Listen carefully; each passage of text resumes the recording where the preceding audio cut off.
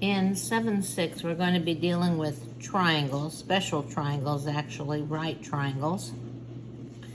And the Pythagorean theorem, which is going to help us determine the length of one of the sides of a right triangle. So we're going to start out by talking about square roots. We know that to square a number means to find the product of the number in itself. So b squared is equal to b times b. Means we're using b as a factor twice. To reverse this process, finding a square root of a number, we use the radical sign. Like the square root of 36 would be 6, because 6 times 6 equals 36. So the square root of 36 is 6. So let's look at some numbers. These are nice, neat numbers. The square root of 64 would be 8, because 8 times 8 is 64. The square root of 100 would be 10, because 10 times 10 is 100. The square root of 1/4, well, if we multiply fractions, we know we're going to multiply the numerators. So what times what equals 1? 1. What times what equals 4? 2 times 2. So if we use 1/2 as a factor 2 times, then we have 1/4. So the square root of 1/4 would be 1/2. And this is the other side of that process. 9 squared would be 9 times 9, or 81. Let's take a look at our calculators. I'll show you how mine works for finding a square root, which we're going to need a little bit later. On my calculator, there's an x squared key, and above that is the radical sign, the square root sign. Notice that above this powering key is also one, but it is actually, looks like this. So this key, the one above the powering key, is for any root. It could be the square root, it could be the cube root, 3 numbers time each other that equal something, or the 4th root, or so forth. So we're going to use this one that's above the x squared key on my calculator. Since it's above the key, we know that we have to use the second function button.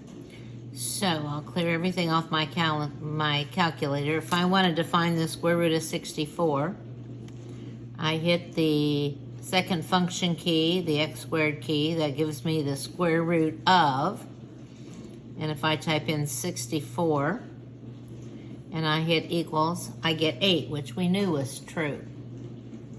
Same thing for 100. The second function and this x squared key, for the second function would be the square root of 100 is equal to 10. If we wanted to find the square root of 65, it's not going to be a whole number. It's going to be a little more than 8. This is a sign that it goes on and on forever. It's filled our display. And I don't see any repeating pattern here. So the directions would be, say, round this to the nearest 100th, the nearest 10th, the nearest 1,000th, whatever.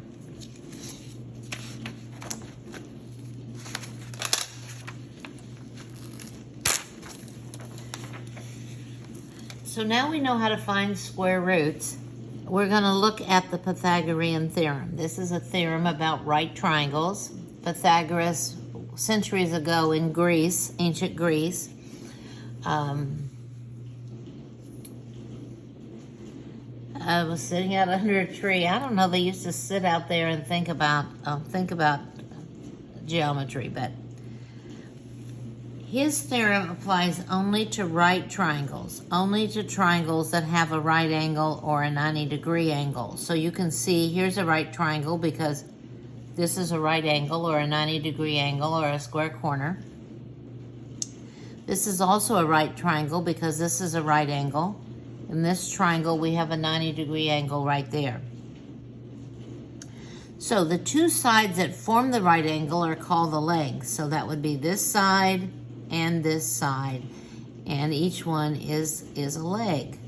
in this triangle, this side and this side form the right angle. So this is a leg and this is a leg.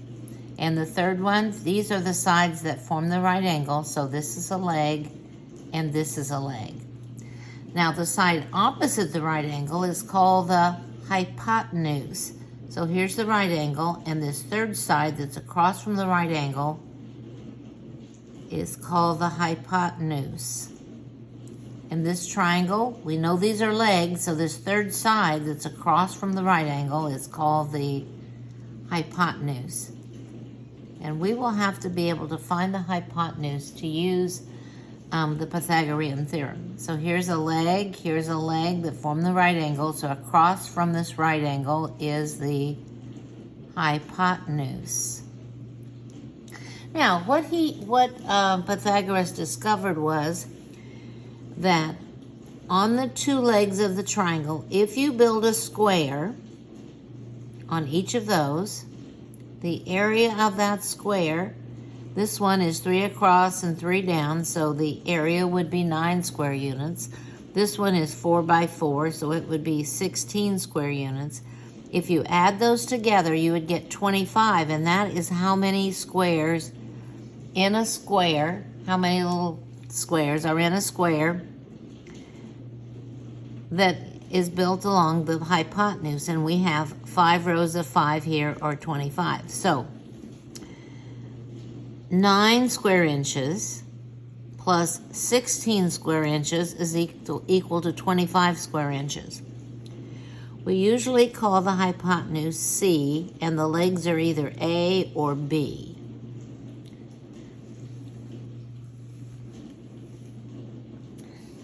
So here, if we built a square on this leg and added it to the square on this leg, it would equal the square built on the hypotenuse. We use A, B, and C to represent the legs and the hypotenuse. A and B are the legs, and C is always the hypotenuse. So this would be C, and one of these would be A, and the other one would be B. I mean, it could be this is B and this is A. It really doesn't matter. This does matter. This side opposite the right angle is the hypotenuse, and it is always C. So now we're going to find the length of that hypotenuse of a right triangle, and we're going to use this Pythagorean theorem. So we start with a squared plus b squared equals c squared, and we know that we're finding the hypotenuse, which is c. It's the side across from this right angle.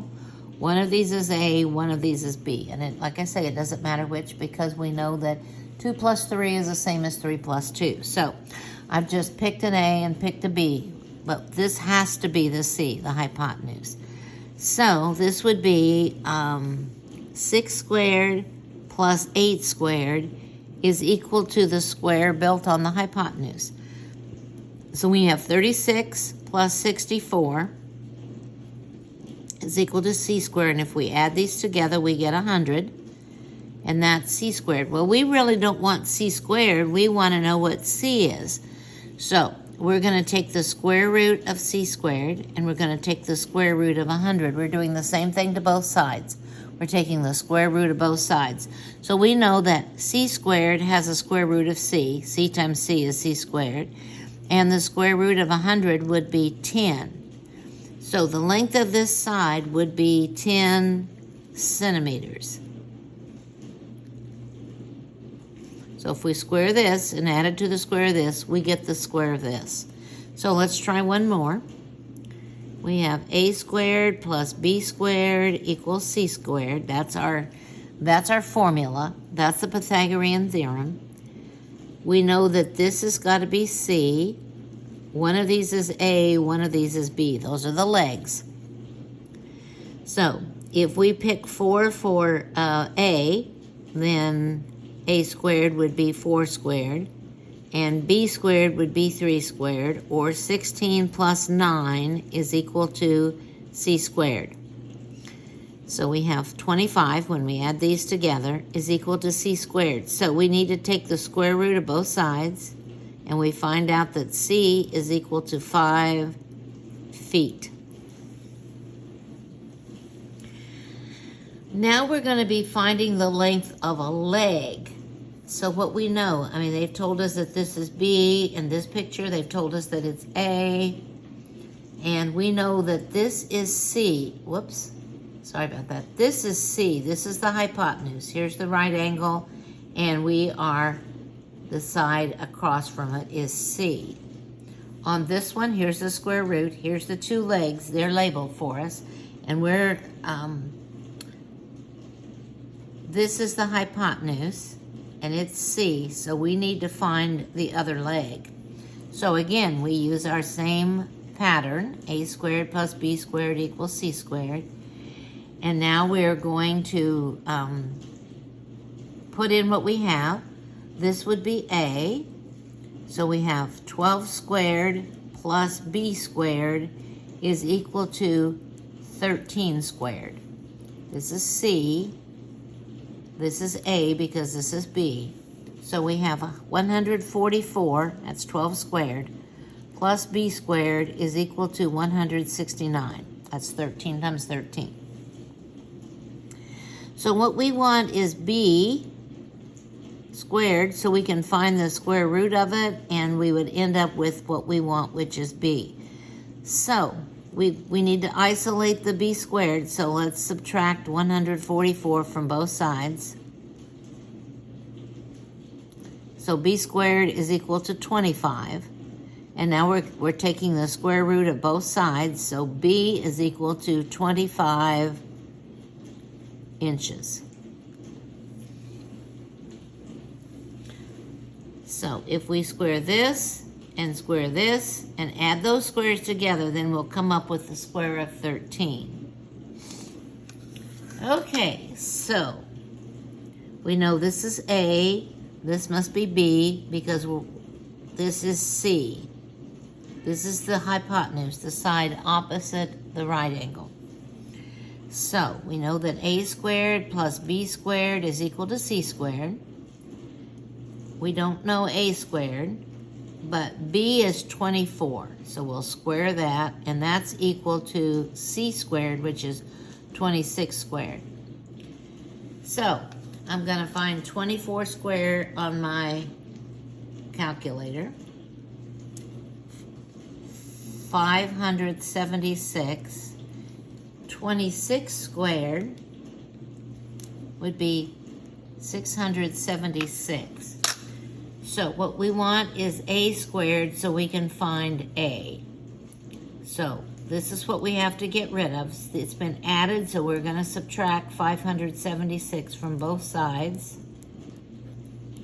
So these are gone, and a squared is equal to 100. So we're going to find the square root of a squared and the square root of 100. The square root of a squared would be a. A times a is a squared. And the square root of 100 would be 10. And we're talking about centimeters.